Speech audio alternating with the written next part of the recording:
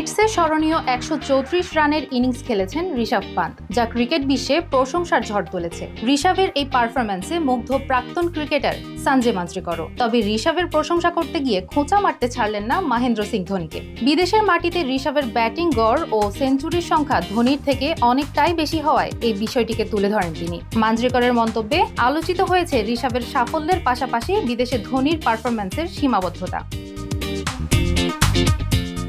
সঞ্জয় মাঞ্জরেকর বলেন, আমি সেঞ্চুরির দিকে বিশেষ নজর রাখি। ঋষভ পান্ত ইংল্যান্ড, দক্ষিণ আফ্রিকা এবং অস্ট্রেলিয়ায় সেঞ্চুরি করেছেন। তার গড় প্রায় ৪০ এবং সেঞ্চুরির সংখ্যা ৬টি, যা ধোনির চেয়ে অনেক বেশি। এদিকে মহেন্দ্র সিং ধোনি বিদেশে ৪৮টি টেস্টে গড়ে ৩২.৮৪ রানে ২,৪৯৬ রান করেছেন, যার মধ্যে মাত্র একটি সেঞ্চুরি রয়েছে। অন্যদিকে ঋষভ ৩০টি ম্যাচে গড়ে ৪০ রান করে সংগ্রহ করেছেন ১,৯৭৬ রান, যার মধ্যে রয়েছে ৬টি সেঞ্চুরি ও ৫টি হাফ সেঞ্চুরি।